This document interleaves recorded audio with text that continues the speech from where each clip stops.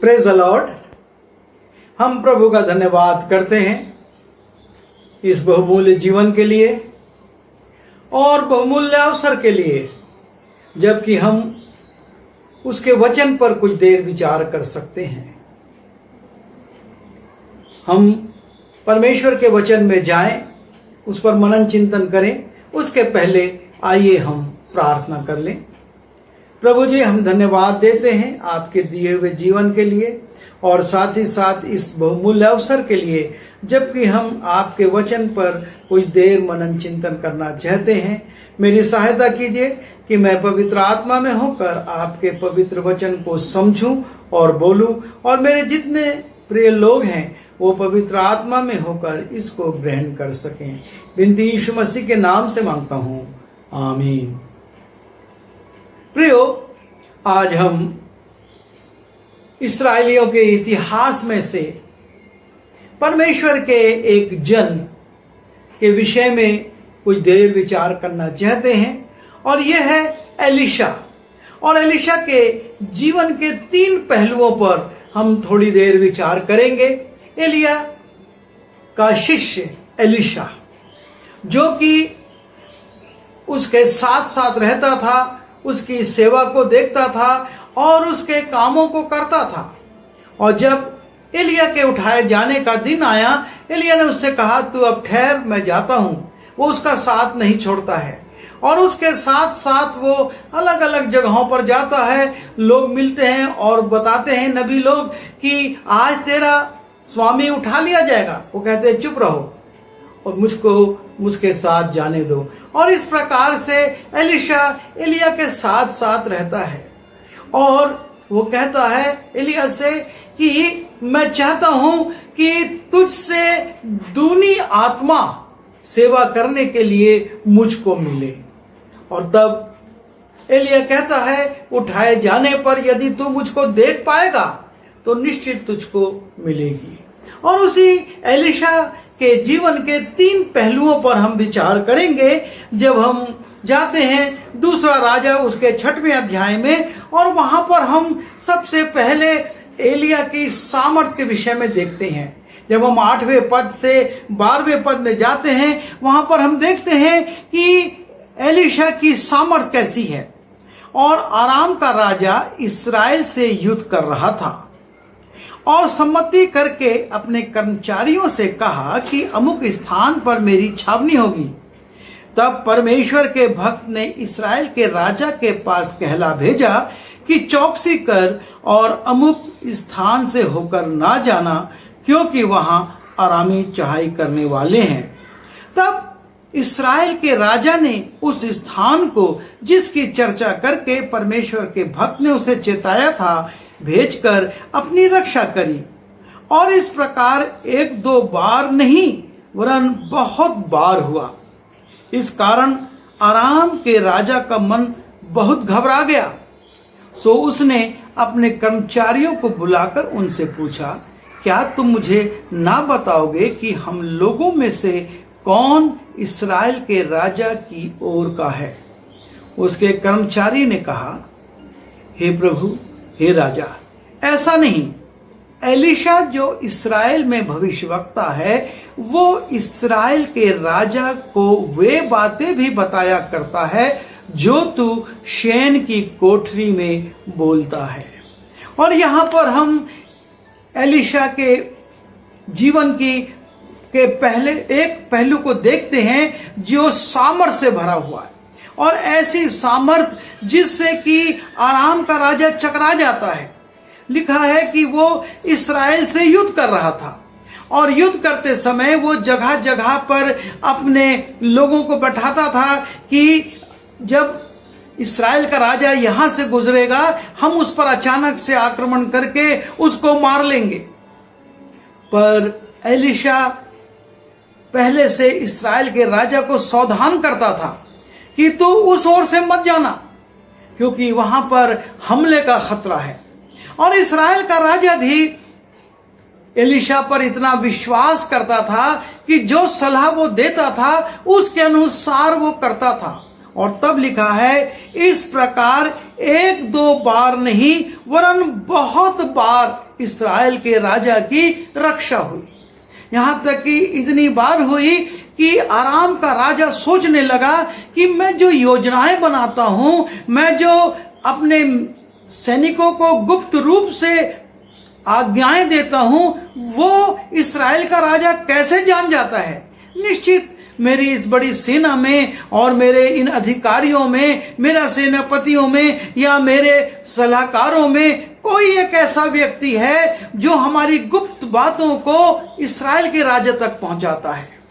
और वो कहता है, तुम मुझको बताओ कौन ऐसा व्यक्ति है जो कि इस्राएल के राजा से मिला हुआ है और उसको हमारे सारे भेद बता देता है, जिससे मेरी हर योजना फेल हो जा रही है। जब जब मैं सोचता हूं और बिल्कुल लगता है कि ऐसा ही होगा, इस्राएल का राजा अपना रास्ता बदल देता है, अपनी योजना बदल देता है और मैं सफल हो जाता हूं। और तब आराम के राजा का एक कर्मचारी उससे कहता है कि ये बात नहीं है कि हमारे बीच में कोई जासूस है, लेकिन वो नाम लेकर बोलता है। कहता है, एलिशा जो इस्राएल में भविष्यवक्ता है, वो ये जानता है कि एलिशा इस्राएल में भविष्यवक्ता है और वो इस्राएल के राजा को वो बातें भी जो कि आरामी राजा अपनी शयन की कोठरी में करता है, अपने मालिक को बता देता है, अपने राजा को बता देता है। और इतनी बड़ी सामर्थ एलिशा को कैसे मिली? जब मैं शुरू में कह रहा था, एलिया के साथ साथ एलिशा जा रहा था, एलिया के साथ साथ जा रहा था और वो एलिया से कहता है, मैं तुझसे दूना भाग पाना चाहता हूं। परमेश्वर की सामर्थ, परमेश्वर की आत्मा का बल मुझको दूना मिलना चाहिए। और परमेश्वर अपने लोगों की लालसाओं को पूरा करता है। जब अग्निरथ पर एलिया उठा लिया गया, उसके ऊपर जो चादर थी वो नीचे गिर पड़ी और उस चादर को उठाकर एलिशा आ जाता है। और ये उस सामर्थ का प्रतीक है जो कि ऊपर से उसके ऊपर आती है और इस सामर्थ से परिपूर्ण होकर एलिया का शिष्य एलिशा इस्राएल के राजा को गुप्त गुप्त बातें भी बताता है, बड़े बड़े आश्चर्य कर्म भी करता है। पर आज हम उसके जीवन के केवल तीन पहलुओं को देख रहे हैं और वहां पर हम देखते हैं कि किस प्रकार से एलिशा राजा को सब बातें जो युद्ध की हैं उनको बता देता है। यह है परमेश्वर की दी हुई सामर्थ। और जब हम परमेश्वर से प्रार्थना करते हैं, परमेश्वर के साथ जुड़कर अपने जीवन को व्यतीत करते हैं, परमेश्वर की आज्ञाकारिता में रहते हैं, दीन और नम्र बनते हैं, तो परमेश्वर हमको इस्तेमाल करता है और वो गुप्त बातें जो दूसरे नहीं समझते उनको वो हम पर प्रकट करता है। जब हम यिर्मयाह में जाते हैं, लिखा है, मुझसे प्रार्थना कर और मैं तुझको बड़ी बड़ी और गुप्त बातें जिन्हें अभी तू नहीं समझता है उनको मैं बताऊंगा। और एलिशा के जीवन में हम इसी बड़ी सामर्थ को देखते हैं।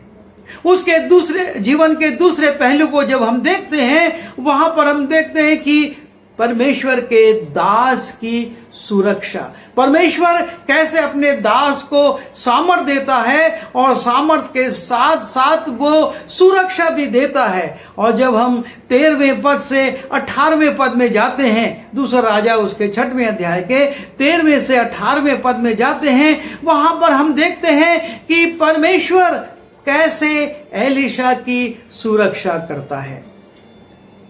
राजा ने कहा, जाकर देखो कि वो कहाँ है, तब मैं भेजकर उसे पकड़वा कर मंगाऊंगा। और उसको ये समाचार मिला कि वो दोतान में है। तब उसने वहां घोड़ों और रथों समेत एक भारी दल भेजा और उन्होंने रात को आकर नगर को घेर लिया। भोर को परमेश्वर के भक्त का टहलुआ उठा और निकलकर क्या देखता है कि घोड़ों और रथों समेत एक दल नगर को घेरे हुए पड़ा है। और उसके सेवक ने उससे कहा, हाय मेरे स्वामी, हम क्या करें? उसने कहा, मत डर, क्योंकि जो हमारी ओर है वो उनसे अधिक है जो उनकी ओर है। तब एलीशा ने ये प्रार्थना की कि हे यहोवा, इसकी आंखें खोल दे कि ये देख सके। तब यहोवा ने सेवक की आंखें खोल दी, और जब वो देख सका तब क्या देखा कि एलीशा के चारों ओर का पहाड़ अग्निमय रथों और घोड़ों से भरा है। जब अरामी उसके पास आए तब यहोवा के दास ने प्रार्थना की। हम यहां पर देखते हैं कि परमेश्वर के दास की सुरक्षा, कैसे परमेश्वर अपने लोगों की सुरक्षा करता है। किसी को दिखता नहीं है, किसी को पता नहीं चलता। जो सुरक्षा के घोड़े होते हैं, जो सुरक्षा के रथ होते हैं, वो हिनहिनाते या शोर नहीं करते, लेकिन वो शांत रहते हैं। अरामी राजा ने जब सुना कि एलीशा इस्राएल के राजा को उसके सारे भेद बताता है, तो वो क्रोध से भरकर कहता है, पता लगाओ वो कहां पर है, एलीशा कहां पर है, और मैं उसको पकड़वा कर मंगा लूंगा। और तब पता चलता है कि एलीशा दोतान में है। और जब दोतान में मालूम होता है, वो लिखा है, वो एक भारी दल जो घोड़ों और रथों से था, वो भारी दल भेजता है कि जाओ और एलीशा को पकड़ कर ले आओ। और तब वो भारी दल रात में आता है और पूरे नगर को घेर कर बैठ जाता है। और जब ये दृश्य सुबह एलीशा का सेवक देखता है तो सोचता है, अब हम क्या करेंगे, हम तो फंस गए हैं, चारों ओर से घेरे जा चुके हैं और मृत्यु हमारे सामने है। और वो अपने स्वामी से कहता है, हे स्वामी, हम क्या करें? और स्वामी जो अंदर बैठा है वो उसको वहीं से कहता है, उसने कहा, मत डर, क्योंकि जो हमारी ओर है वो उससे अधिक है जो उनकी ओर है। जो सेना हमारी ओर है वो सामने खड़ी हुई सेना से बहुत ज्यादा शक्तिशाली है, तू मत घबरा। पर एलीशा का सेवक तो एक साधारण मनुष्य था, वो कैसे ना घबराए। और इस बात को एलीशा भी महसूस करता है, और तब वो कहता है, परमेश्वर से निवेदन करता कि इसकी भी आंखें खोल दे। और जब उसकी आत्मिक आंखें खुलती हैं तो वो देखता है कि वो पूरा पहाड़ जिसके ऊपर वो हैं, अग्निमय रथों और घोड़ों से भरा हुआ है। नीचे तो साधारण घोड़े और साधारण रथ हैं, मनुष्य हैं, लेकिन ये पहाड़ जिस पर एलीशा है वो अग्निमय रथों और घोड़ों से भरा है। इनका सामना कौन करेगा? परमेश्वर अपने लोगों की कैसी सुरक्षा करता है, किसी को पता नहीं चलता। वो सोचते हैं इन पर हाथ डालना बड़ा आसान है, इनको मार देना बहुत आसान है, लेकिन सच्चाई ये है कि जिनके पास परमेश्वर की सुरक्षा है उनको कोई छू नहीं सकता। वो परमेश्वर ने कहा, जो तुमको छूता वो मेरी आंख की पुतली को छूता। और किसकी सामर्थ है कि वो परमेश्वर की आंख की पुतली को छुए? और यहां हम देखते हैं कि एलीशा को वही सुरक्षा प्राप्त है। और जब सेवक देखता है तो वो भी चकरा जाता होगा कि उसका साधारण सा दिखने वाला मालिक किस बड़ी सुरक्षा को प्राप्त करे हुए है। उसके चारों ओर अग्निमय रथ और घोड़े हैं। और इस घटना का विवरण बाइबल में इसीलिए है कि आप और मैं इसको पढ़ने के द्वारा अपने जीवन में विचार करें, हमारा परमेश्वर हमको कैसी सुरक्षा देता है। वो हमको हमारे जीवन के हर उतार चढ़ाव में सुरक्षा देता है। और इसीलिए दाऊद भी कहता है कि चाहे मैं घोर अंधकार से भरी हुई तराई में होकर चलूं तो अभी हानि से ना डरूंगा। क्यों? क्योंकि तू मेरे साथ रहता है। मूसा कहता है, यदि तू नहीं चलेगा तो हमको आगे मत ले जा। जब तू हमारे साथ चलेगा तब संसार जानेगा कि हम उनसे अलग हैं। और यही बात यहां पर हम देखते हैं, उस नगर से एलीशा बिल्कुल अलग है। नगर का पहाड़ अग्निमय रथों और घोड़ों से भरा है, कौन इसका सामना कर सकता है? लेकिन परमेश्वर उसमें भी रास्ते निकालता है अपने लोगों के लिए, वो उसको पार कर सकते हैं। और एलीशा उस शक्ति को दिखाता है अपने सेवक को, और तब उसके बाद एलीशा के जीवन का तीसरा पहलू प्रकट होता है, जो कि दया का है। लिखा है, जब आरामी उसके पास आए, परमेश्वर ने उन अग्निमय रथों को, उन घोड़ों को अलग कर दिया कि इनको आने दो।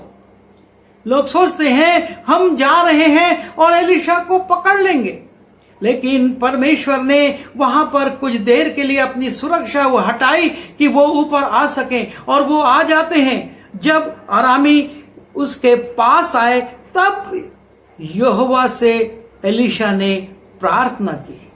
फिर से एलीशा प्रार्थना करता है कि इस दल को अंधा कर दे। पहले वो प्रार्थना करता है कि मेरे सेवक की आंख खोल दे, और अब कहता है कि ये जो दल ऊपर चला आ रहा है, इस उम्मीद में कि मुझको पकड़ लेगा, मुझको गिरफ्तार करके ले जाएगा, इसको अंधा कर दे। और तब एलीशा के वचन के अनुसार परमेश्वर आश्चर्य कर्म करता है। एलीशा के वचन के उस अनुसार उसने उन्हें अंधा कर दिया।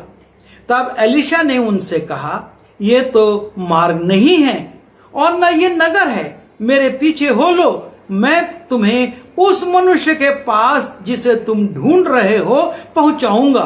तब उसने उन्हें शोमरोन को पहुंचा दिया। जब वे शोमरोन में आ गए, तब एलीशा ने कहा, हे यहोवा, इनकी आंखें खोल दे।